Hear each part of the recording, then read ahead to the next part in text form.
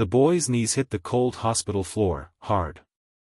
His breath caught in his throat as the old man's fingers clamped weakly around his wrist. The grip was fading fast, but the urgency in the old man's eyes was not. His lips trembled with effort, eyes rolling toward the ceiling, but then they locked, fixed, on the boy's. And then he whispered the words that shattered everything. "He's not your father." I'm sorry." The boy, Eli, didn't move. Didn't breathe. The old man's chest gave one last rise. Then a long, rattling exhale. A single tear rolled down the side of his wrinkled face. Flat line. Eli couldn't hear the alarm. Couldn't feel the nurses rush in, or the cold hands trying to push him aside. He just stared. Eyes locked on the pale face that used to laugh and scold and protect him. That face was gone now. Empty. Still. And the words echoed in his head like gunfire. "He's not your father." What the hell did that mean? Joe had raised him. Joe was his father. Not by blood, maybe, but in every other way that counted. So then why now? Why whisper something like that with his last dying breath? Earlier that day. The rain hadn't let up since dawn. Thunder rolled outside the hospital windows as Eli sat in the same chair he'd been in for 2 days. His hoodie was damp, his fingers numb. The machines beeped steadily, a soundtrack Eli had come to hate. Joe looked smaller than ever. Skin pale and stretched, lips cracked, eyelids fluttering. The doctors said it was only a matter of time. Eli had nodded numbly, like a puppet who'd forgotten how to speak. He remembered staring at Joe's hand earlier, gripping it gently like maybe, somehow, that would stop death from coming. "Is there anything you want me to do?" Eli had whispered. Joe had opened his eyes just long enough to say, "Don't believe anything she told you." He hadn't explained who she was. Eli assumed he meant Renee, his biological mother. But Joe had lost consciousness again before Eli could ask more.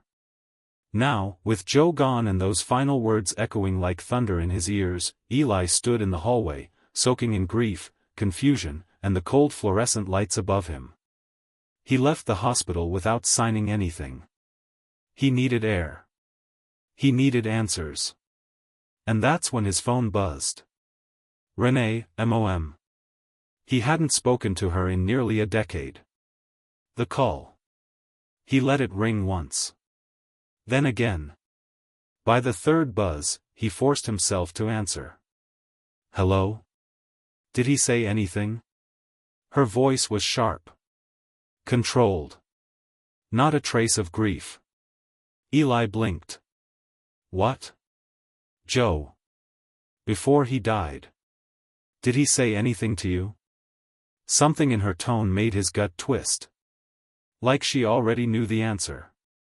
Like she was scared of it. Eli hesitated. He said, "He's not my father." There was silence on the other end. Thick and long. Then, click. She hung up. The shoebox. Eli didn't sleep that night. Instead, he went back to the house Joe had raised him in. Quiet, creaky, and full of memories that now felt suspicious. He walked to the old desk in Joe's bedroom.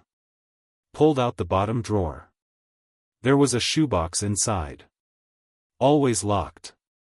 Joe had once told him never to open it. But Joe was dead. He snapped the rusted lock with a screwdriver. Inside were faded photographs, a train ticket from 2006, and a small velvet pouch with 2 rings inside. But one item drew his attention, a sealed envelope, aged and brittle. On the front, "Eli, only if I'm gone." He opened it, hands trembling. The letter inside was short. The handwriting was Joe's. "Eli, if you're reading this, then I'm not there anymore. I didn't want you to find out like this. I thought I could take the truth to my grave. Maybe I should have.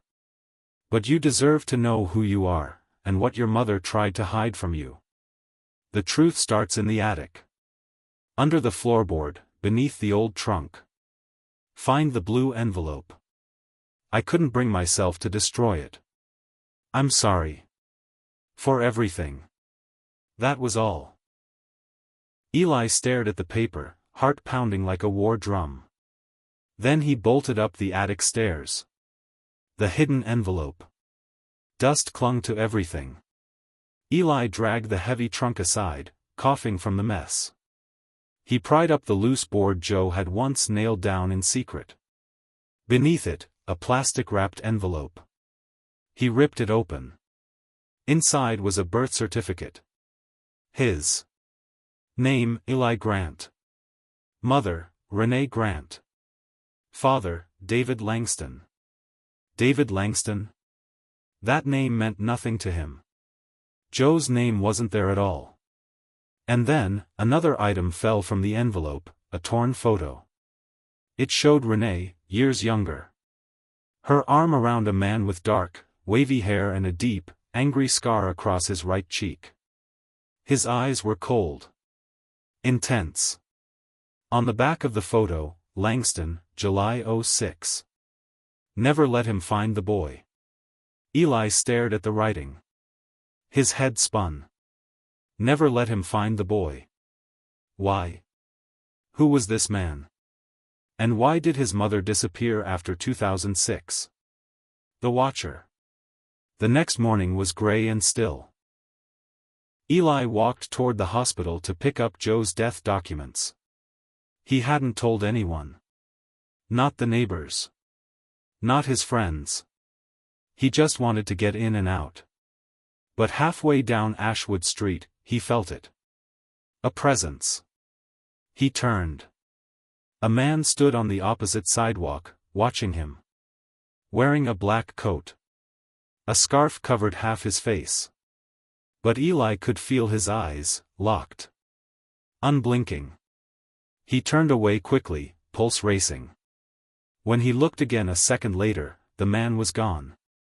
The unknown caller. That evening, Eli's phone rang again. Unknown number. He answered, cautious. Hello? A man's voice, low, hoarse. Not a voice Eli recognized. You shouldn't have opened that envelope. Eli froze. Who is this? Silence. Then, click. The line went dead. The photograph. It was after midnight when the knock came. 3 times. Loud. Sharp. Eli's stomach twisted. He looked through the peephole. No one. But when he opened the door, the hallway was empty, except for one thing on the floor. A burnt photograph. He bent to pick it up. His heart nearly stopped. It was the same picture from the envelope, the one of Renee and the scar-faced man. But this one had been partially torched. Burned from the edges inward. Only 2 things were still clearly visible. The man's eyes. And a handwritten note scrawled over the burn marks. You were never meant to know. Eli's hands shook. He looked down the hallway. Still empty. But he no longer felt alone. Eli barely slept. The burnt photo sat on the kitchen table like a silent threat. Every time he looked at the scorched edges, he saw the same 2 things, the scarred man's cold stare, and that haunting sentence. You were never meant to know. The words felt like a curse. By sunrise, Eli had made a decision. He couldn't live in the dark anymore. If this David Langston was his biological father, he needed to know why he'd been hidden. Who he was. And what made Joe, gentle, loyal Joe, believe he was dangerous. Because someone was clearly watching him. And Joe's deathbed warning hadn't been about forgiveness. It was about survival. The paper trail. Eli started with the only lead he had, the name on the birth certificate. David Langston. He sat at the dining table, opened his laptop, and typed it into every search bar he could think of. The results came fast, and disturbing. There were 5 David Langstons in the state. 3 were in their 80s. 1 was a priest. But the 5th? Eli stared at the headline. Convicted arsonist David Langston released after 17 years in prison. His heart dropped. He clicked the article. A black and white mugshot stared back at him. Dark hair. Sharp jaw. And a jagged scar running down the right side of his face. It was him. Scarface. The article detailed how Langston had been convicted for setting fire to an old farmhouse in 2007, one that had been owned by a woman named Clara Green. Clara had died in the fire. Her daughter, Renee Grant, had gone missing days after the incident. Eli's head spun. My mother? No mention of a child. No mention of Joe. But it placed them in the same town, the same year. It was no coincidence. The forgotten town. There was one more detail in the article. Langston was last known to be living in a halfway house in a town called Holbrook. Population 3,000. Eli had never heard of it. But something inside him told him the answers were there.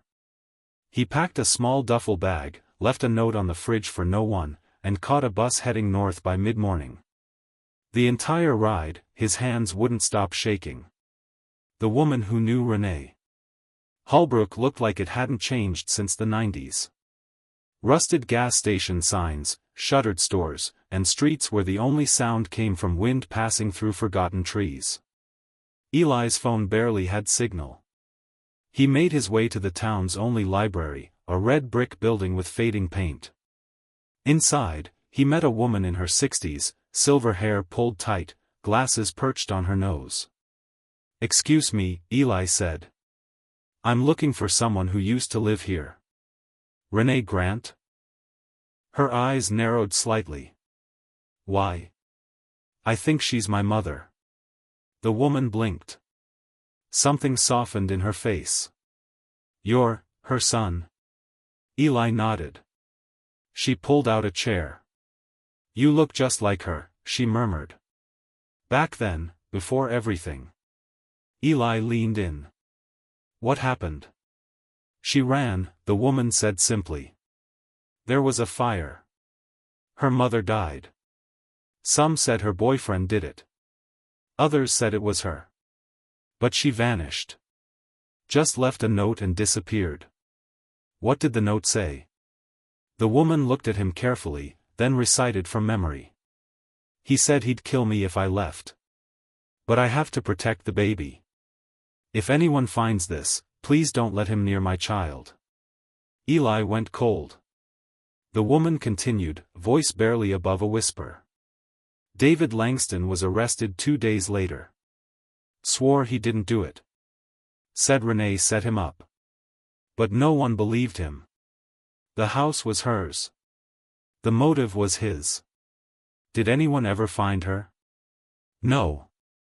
But a man came by a week later. Said he was the baby's grandfather. Took the child and left." Eli's chest tightened. That man had to be Joe. The graveyard. With the librarian's help, Eli found the old town cemetery. He walked alone, boots crunching over wet leaves, until he found it. Clara Green. 1956 to 2006. Her light never went out. Next to it, a small stone had been added years later. In memory of Renee Grant, missing, not forgotten. But something was wrong. There were fresh flowers on Renee's stone. Not dried. Fresh. Eli crouched. Touched a petal. They were real. And recent. Someone else had been here. The encounter. He turned to leave the graveyard, and froze. A figure stood by the entrance. Long black coat. Scarf over the mouth. Hood up. Eli's breath caught. It was him. The man from Ashwood Street. "Who are you?" Eli demanded. The man didn't answer. I know what you did. I know about the fire. I know who you are. Still no answer. Eli took a step forward. The man stepped back, and then turned and vanished into the woods. Eli gave chase. Branches slashed his face. Mud soaked his jeans. But he followed the dark figure until gone. He looked around. Nothing but woods and silence. Until a voice behind him said, "Turn around, Eli." He spun. And there he was. Face to face. The scar, unmistakable. David Langston. The father. For a moment, neither spoke. Then David sighed, pulling down his scarf. "You look just like her." Eli clenched his fists. "You were watching me. I had to. I didn't know what Joe told you. Or if he left anything behind. He said you're not my father." David stared at him. "And you believed him?" Eli didn't answer. David walked a slow circle around him, voice low. "He took you from me. After the fire. Said you were better off. Said I'd never see you again. And then he lied to you. Told you I didn't exist. You set the fire." "I didn't," David said sharply. "Your grandmother hated me. Renee and we were toxic. But I didn't kill her. Someone else did." Eli narrowed his eyes. "Who?" David looked away. "I don't know. But your mother, she wasn't innocent either." "What does that mean?" David's voice turned bitter. "She played both sides. She wanted out. Said we were all dangerous. She faked her own disappearance." Eli stared. "She's alive?" David met his eyes. "I think so. And if she is, she's been watching you too." The warning. David handed Eli a piece of paper. A photograph. It was a grainy security cam still, dated 2 weeks ago. A woman in a coat, head down. But Eli saw it instantly. Renee. Older. But unmistakable. "She was at the bus station in Belmere," David said. "Close to your town. She was looking for you." Eli's stomach turned. Why would she come back now? David looked grim. Because the truth's about to come out. And not everyone wants it to. Then he said something that made Eli's blood run cold. "Joe wasn't just protecting you from me. He was hiding you from her, too." Part 2 cliffhanger, the envelope in the coat. David reached into his coat and pulled out a torn envelope. He handed it to Eli. On the front, E. Langston, in Renee's handwriting. Inside was a single note. "If he finds you before I do, don't trust him. He's lying. He always lies. I ran to protect you. Please believe me. I'll find you soon. Mom." Eli looked up. But David was gone. The note from Renee sat in Eli's hand like a spark ready to ignite everything. "If he finds you before I do, don't trust him. He's lying. He always lies." She was alive. And she was watching. But now, Eli stood alone in the woods. David Langston had vanished. Again. Returning to the house of ghosts. By the time Eli got back to Joe's house, the sun had dipped low, and the silence inside felt wrong. He locked the door, drew the curtains, and double-checked every room, half expecting David, or worse, Renee, to be waiting inside. Nothing. He sat at the table and spread everything out in front of him. The burnt photo, the birth certificate, the letter from Joe, and now, the note from Renee. Each one told a different story. Joe said, "He's not your father."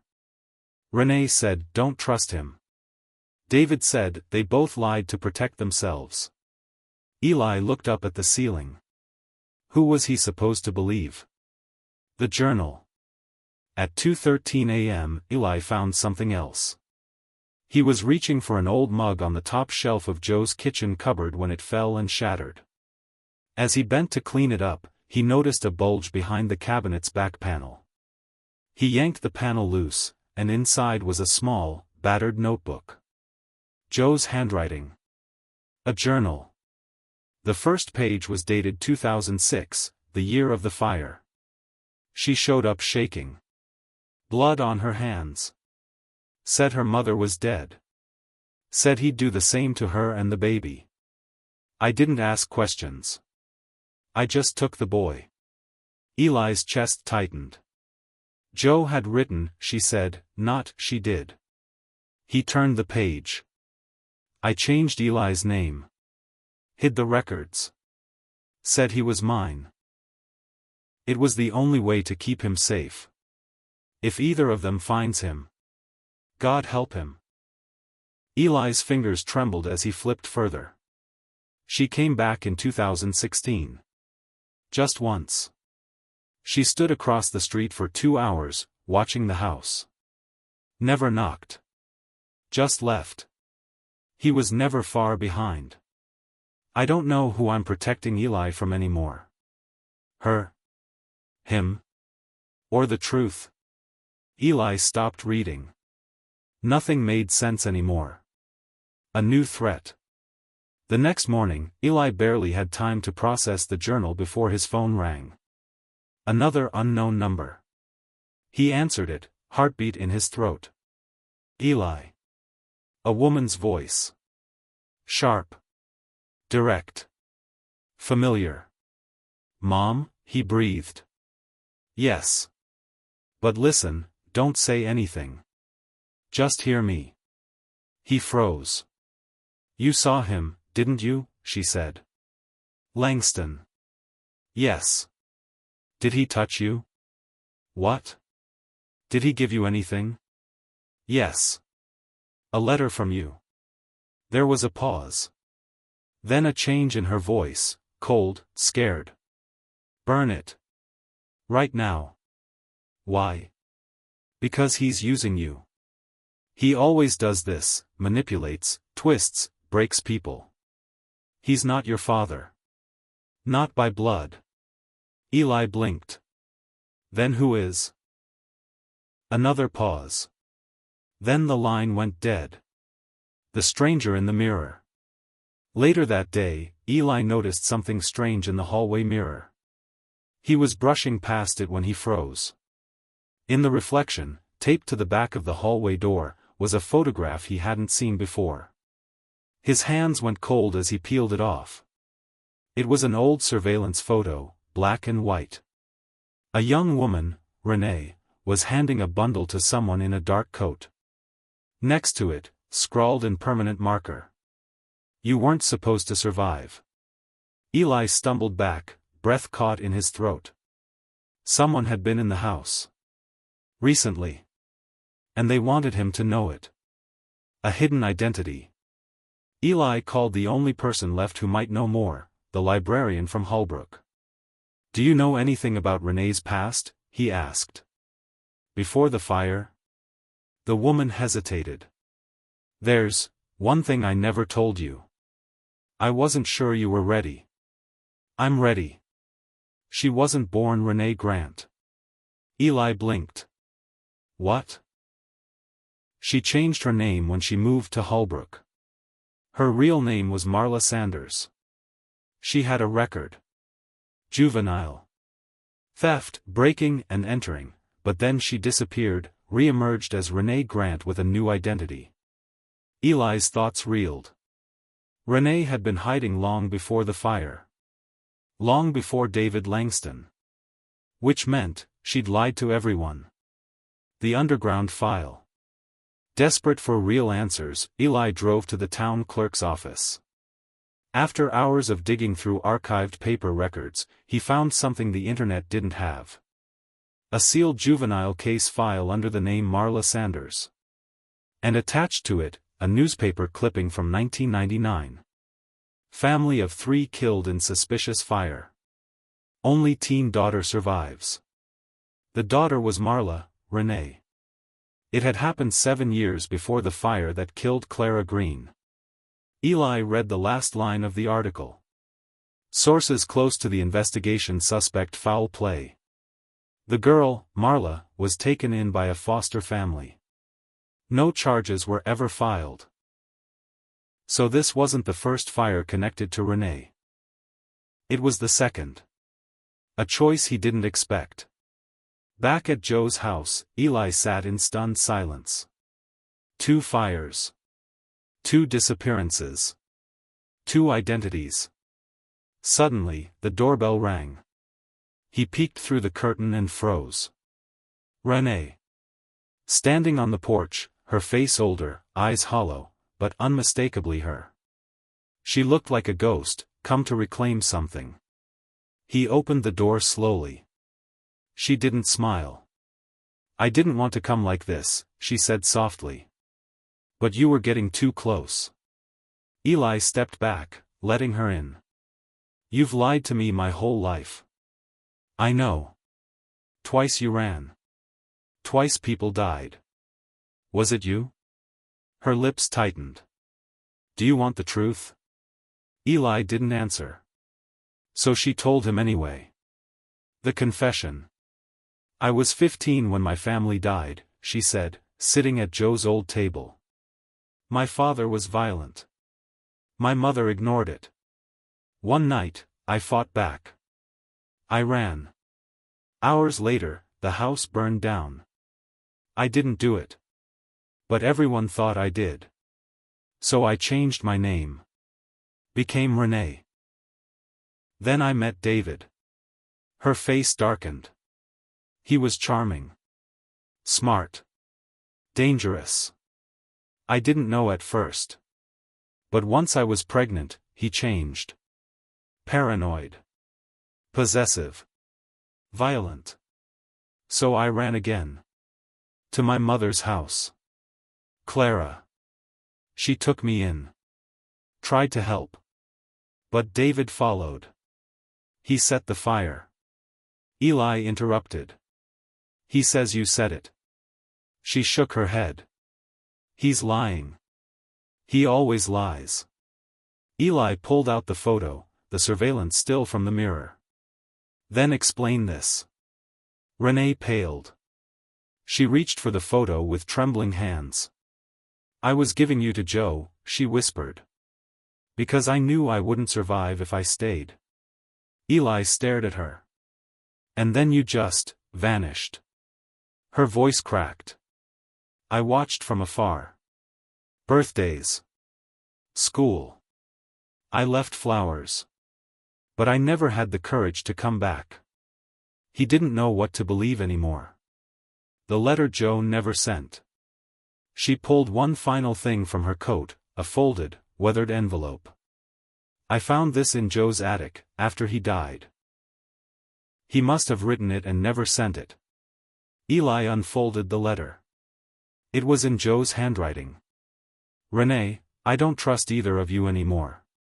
But Eli deserves the truth. If he ever finds out, and you try to come back, don't. He deserves better.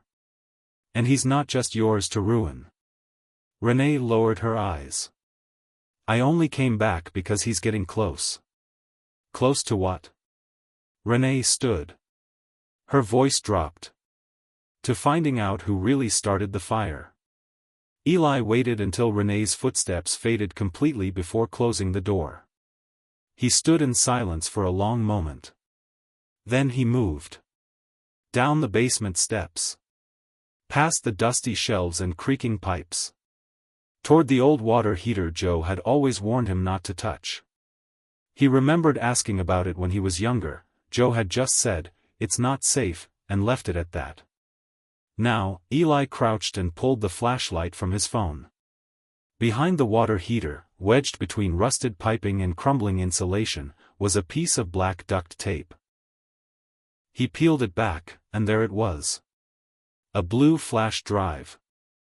The secrets Joe never wanted him to hear. Back upstairs, Eli plugged the drive into his laptop. No password. Just one folder titled, "If you're him, you deserve the truth." Inside were 4 files. Video_confession.mp4. Letter_Renee.pdf. Incident_report_2006.pdf. Fire footage_July 06.mp4. His hand hovered over the first. He clicked. The screen went black for a moment. Then Joe's face appeared, older than Eli remembered him looking, lit by the yellow light in the basement. He looked exhausted. And scared. The video confession. "Eli, if you're watching this, then I guess I didn't get to tell you in time. I lied to you. Not because I wanted to, but because I had to. Your mother didn't start the fire in 2006. And neither did David Langston." Joe's voice cracked. "I did." Eli's heart dropped. "I didn't mean to. But when I found out what she was planning, that she was going to take you back to him, I lost it. She wasn't protecting you. She was afraid of losing you. And David. He was a threat, yes, but not the kind we thought. He was trying to get custody. Through the courts. They were both going to disappear with you. Again. After all I'd done to raise you. So I burned the house. I just wanted to stop them. I didn't know Clara was inside." Joe wiped his face with shaking hands. "I took you. I changed your name. I told Renee if she ever came near again, I'd finish what I started. I'm sorry, Eli. But I couldn't let them take you. You were never supposed to know." The screen went black. A collapse of truth. Eli sat frozen. His skin was cold. His heart, slower than it should have been. Everything he'd known, every single version of the story, had just collapsed. Joe wasn't the savior. He was the arsonist. The kidnapper. The man who'd raised him out of guilt. Eli opened the second file, Joe's letter to Renee. It confirmed everything. Joe had threatened her repeatedly. Had followed her when she tried to move. Had stolen court documents and intercepted mail. He'd built a prison out of kindness. A lie out of love. The fire footage. With trembling fingers, Eli opened the last file, fire footage_July 06.mp4. It was grainy, security camera footage from a gas station across the road from Clara Green's house. The timestamp matched the night of the fire. At 1:16 a.m., headlights appeared. A pickup truck stopped in front of the house. Joe stepped out. Wearing gloves. Holding a gas can. The video caught him walking around the side of the house. Then, flames. And in the corner of the screen, David Langston, arriving just minutes later. He ran inside the burning house. Trying to get someone out. Eli's breath hitched. David had tried to save them. The decision. He couldn't sit still anymore. He grabbed the flash drive, stuffed it in his pocket, and left the house. The wind howled as he crossed the town on foot, hoodie up, mind racing. There was only one person who deserved to see this now. The confrontation. He found David outside a rundown motel just off the highway. Room 4. The curtains were drawn. Light on. Eli banged on the door. David opened it, surprised, but only for a moment. "You found it," he said quietly. Eli held up the flash drive. "I saw everything." David nodded. "So now you know I didn't start the fire." "No. But you didn't exactly try to stop anything either. You let me grow up thinking you were a monster." "I was a monster, Eli. Just not the one you thought." David walked to the window. "I was obsessed with getting you back. Not for your sake. For mine.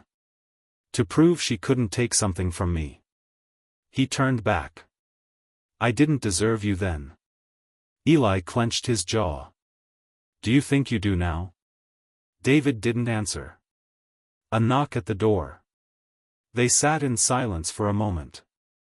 The heater buzzed in the corner. Then, a knock. Both froze. David checked the peephole. He went pale. Who is it? Eli asked. David stepped back. Your mother. The triangle. Renee entered slowly. No scarf. No coat. Just her face, aged, but still beautiful, still haunted. She looked from Eli to David. I thought you'd show him the footage, she said to David. I just didn't think you'd have the guts to face me after. David said nothing. Eli spoke, he didn't. I found it on my own. Renee nodded, almost, proud. So now you know. Joe was the one who burned the house. Eli's voice shook. You both lied to me. Renee stepped closer. I lied to survive. He lied to control. There's a difference. David scoffed. You were planning to run again. Even back then. I was going to take him somewhere safe. You mean hide him again? From you, she snapped. Eli slammed his hand on the table. Enough. They both fell silent. He looked at them, the two people who gave him life, and then spent the next 2 decades destroying each other in his name. I'm not a weapon, he said. Not a prize. Not a symbol of your failures. Neither spoke. I decide who I am now. Smoke burned his lungs. Glass dug into his hands as he crawled out of the wreckage of the motel room, coughing, gasping. Sirens howled somewhere in the distance, blurred by the ringing in his ears. David Langston wasn't moving. His body lay in the corner, half buried beneath the collapsed section of the wall. Blood pooled beneath his skull. His eyes were wide open, but empty. Dead. Renee was gone. And Eli, bruised, bleeding, breathless, was suddenly, horrifyingly alone again. A fire set for silence. By the time the fire trucks arrived, Eli had already limped 2 blocks down the road. He didn't want to explain anything. Didn't know how. Who would believe him? That his biological mother had orchestrated an explosion and vanished. That his father had raised him in a lie, and his real one was now dead, again, trying to protect him. He needed time. Answers. And most of all, he needed to survive. The drive into the storm. He found David's rental car still parked behind the motel, keys still in the ignition. He didn't hesitate. As the red and blue lights approached in the rearview mirror, Eli drove away from Holbrook, the tires screeching against wet asphalt. The flash drive was still in his hoodie pocket. And now, it wasn't just a piece of his past. It was evidence. If someone was willing to kill David to stop what was on it from getting out, then Renee wasn't just running anymore. She was hunting. The house on Whisper Creek Road. 2 hours later, Eli reached a place he hadn't visited in over 10 years, Clara Green's farmhouse, or what remained of it. The burned ruins still stood, blackened with skeletons surrounded by vines. No one had ever rebuilt. It was left to rot, like the memories tied to it. He stood outside, rain pattering on his shoulders, then stepped over the fence and into the past. There, beneath the sagging porch, he found what he was looking for, the metal lockbox his mother had once buried in their garden. He hadn't been sure it was real. Just a whisper from a journal Joe once scribbled in. She buried something behind the well. I watched her, but I never asked. It was still there. He pried it open. Inside were old documents, faded baby photos of him, and a small leather-bound notebook. Renee's journal. The truth she never wanted him to read. Eli sat in the mud and flipped through the pages. Renee's voice spoke to him from each entry, raw, defensive, scared. David was never going to let me leave. He said if I took the baby, he'd burn the world down. I believed him. But Joe scared me more. The way he looked at Eli like property. Not love. Possession. The fire wasn't part of my plan. I ran to Joe's after the first fight with David. I didn't know Joe had followed me home. Didn't know he'd light the match. They both claimed to love Eli. But love doesn't look like that. I just wanted him free. If you're reading this, Eli, I'm sorry. I tried. I failed. But I never stopped trying. Eli closed the journal, heart pounding. His mother had tried to protect him. And she had also abandoned him. Joe had raised him with kindness, and built that life on a lie and a grave. And David. David died trying to make things right. No one was innocent. But someone was still dangerous. The email that changed everything. That night, Eli charged the flash drive and uploaded a copy of its files to an encrypted email. He sent it to 3 places. A journalist he'd once met at Joe's funeral.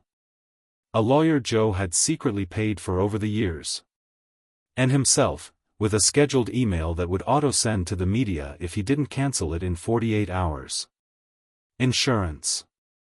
Because if Renee came back again, this time, she wouldn't be able to silence the truth. The final message. At 3:41 a.m., his phone buzzed. Unknown number. Again. He let it ring. Then finally, answered. A whisper on the other end. Why didn't you stay dead, Eli? His voice caught. Who is this? You think this is over? You think airing your parents' dirty laundry will make you safe? Silence. Then the voice added. There are more secrets. And if you bring them out, people will die. Click. He stared at the screen. It hadn't been Renee. It had been a man. Someone else was involved. The basement beneath the church. He followed the only other lead left. In the center of Holbrook stood a boarded-up church. Joe had once mentioned it in his journal. The deal was made in the basement. That's where everything turned. Eli didn't know what "deal" meant, but he found a loose side door and slipped in. The basement reeked of mildew and smoke. Filing cabinets stood like tombstones. Old furniture. Forgotten sermons. And then he saw it, a dusty storage trunk. Inside, more files, police records, custody documents, social worker notes. One file read. Eli Grant / aka Eli Langston, sealed court petition, 2007. He opened it. And saw Renee's signature at the bottom of a document that said, I surrender all parental rights to Joseph Grant, in exchange for non-disclosure of events surrounding the Holbrook fire. Eli's hands shook. She had signed him away. The stranger at the cross. As he left the church, shaken, he heard footsteps. He spun. A man stood under the broken cross near the altar. Wearing a coat. Face partly hidden. Voice familiar.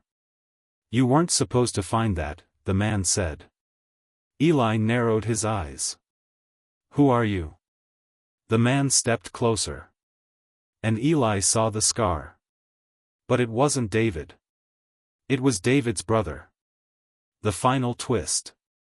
I'm the one who cleaned up after the fire, the man said. The one who kept the cops off your trail. The one who paid Joe to disappear. Eli's throat tightened. You knew Joe? I hired Joe. To protect you. The man stepped into the moonlight. Renee and David were never fit to raise a dog, let alone a child. You were better off gone. Eli staggered back. You manipulated everything. The man nodded slowly. That's what family does when the bloodline gets dirty. Eli reached for his phone. The man raised a pistol. No calls. The threat echoed in Eli's ears long after the stranger vanished. Shut it all down, or I'll erase the last piece of this mess, you. It wasn't just a warning. It was a deadline. 48 hours. And the clock was already ticking. But Eli wasn't running anymore. Not from the truth. Not from his past. And not from the man who thought he could end this with a bullet. Pieces finally fitting together. Eli returned to Joe's house for the last time. He laid everything out on the table again, for the final time. The flash drive. Renee's journal. The burned photo. Joe's confession video. The severed court file from the church. The voice recording of the man who just threatened him, which Eli had secretly captured on his phone. For the first time, the full picture formed. The tangled knots of his life finally began to untie. Renee and David had been toxic, but not killers. Joe had started the fire. Killed Clara. Lied to save himself. Renee had tried to protect him, then signed him away under threat. David had tried, in the end, to come back, and paid with his life. And the real puppet master, the man behind the shadows, was David's brother, Malcolm Langston. Malcolm had used everyone. He'd paid Joe. Silenced the courts. Controlled Renee through fear. He didn't want Eli raised, he wanted him erased. Because Eli knew something now. Something Malcolm had killed to keep hidden. The money trail. Eli tracked it through online court records and old real estate deeds. Malcolm Langston, a wealthy former prosecutor, had been behind multiple custody settlements, shady land deals, and at least 2 sealed arson investigations, one in 1999, Renee's first family, and one in 2006, Clara's house. The pattern was chilling. Whenever things got messy, someone burned. And Malcolm walked away clean. He didn't just want Eli's silence. He wanted the past buried with every person involved. The choice. Eli stared at his laptop. The email to the media was still scheduled to send in 24 hours. If he let it go through, everything would come crashing down. The truth. The bodies. The corruption. But so would Renee. She'd go down with it. And she was still, his mother. Flawed. Scared. Fading from him. But still his. Was exposing Malcolm worth destroying her too? He looked at her journal again. No matter what, protect yourself first, Eli. You don't owe any of us forgiveness. He closed his eyes. And made his decision. The final meeting. He asked Malcolm to meet him. No police. No press. Just them. The place, Clara Green's burnt house, the place it all began. The moment Malcolm stepped onto the dead grass behind the porch, Eli stood waiting. I should have killed you when you were a baby, Malcolm said calmly, his gun half visible under his coat. Would have saved everyone a lot of trouble. You killed David, Eli said. Malcolm raised an eyebrow. He outlived his usefulness. Got sloppy. Emotional. Started talking about justice. Is that what this was about? Justice? No. Control. You were a threat the moment Renee told him about the pregnancy. He wanted a family. I wanted silence. Eli stepped forward. You used Joe. He agreed to everything, Malcolm said. Even the fire. You think he was some poor pawn? He was angry. I gave him power. He made his choice. Eli pulled out the phone in his pocket. The screen was glowing. A live call was already underway, to a journalist's voicemail. Malcolm went pale. You've been broadcasting this whole conversation, Eli said. Everything you just confessed. It's out. Malcolm pulled the gun. No, it's not. But Eli didn't flinch. The shot that never came. A voice behind them said. Drop it. Renee. Holding her own gun. Shaking, but aiming straight at Malcolm. Malcolm sneered. You don't have it in you. I don't need to, Renee said. But I won't let you touch him again. You think the world cares about what you know? Malcolm hissed. You're a runaway. A felon. No one will believe you. That's why I brought proof, she said, tossing something at Eli's feet, a second flash drive. This has everything. Even the police reports you paid to bury. I kept copies. I always do. Eli bent to pick it up. Malcolm took a step toward him. And Renee pulled the trigger. The sound of freedom. It wasn't a clean shot. But it was enough. Malcolm dropped to the ground, screaming, shot in the leg. Sirens were already closing in. Eli stared at Renee. You called them? No, she said. You did. That call you made? I traced it. I sent it to the police too. Eli blinked. You knew I'd risk everything to bring the truth out, she whispered. Even if it meant losing me. That's why I made sure you wouldn't have to. He said nothing. Tears blurred her eyes. I'm sorry, Eli. He looked down at Malcolm, moaning, cursing, blood pooling beneath him. Then back up at Renee. You're not forgiven, he said. But you're heard. The aftermath. 3 days later, the news broke. Retired prosecutor arrested in 20-year arson and corruption case. Photos of Eli and Renee leaked with it. The confession. The documents. The audio. Joe's name surfaced. David's. Clara's. Even the burned court records from the church. The truth didn't just go viral, it shook the state. Malcolm was denied bail. Charged with conspiracy, arson, blackmail, and obstruction. Renee turned herself in, gave a full statement, and faced charges too, for withholding evidence and past obstruction. But Eli didn't go to court. He didn't want a front-row seat to the punishment. He wanted a chance to breathe. To finally live. The final goodbye. Renee wrote him one last letter from county jail. I know I lost the right to be called your mother. But you gave me a gift I never expected, a chance to face the truth without running. Thank you. Live free now. Never let anyone else write your story. You earned it. Eli read it once. Then burned it. Some things didn't need to be passed down. 6 months later, peace, at last. Eli moved to a small town by the ocean. He didn't change his name. He didn't run. Every morning, he walked the same trail to the sea and sat with a notebook, writing his story, not to publish, not to share. Just to own it. He kept the flash drive in a drawer, but he never looked at it again.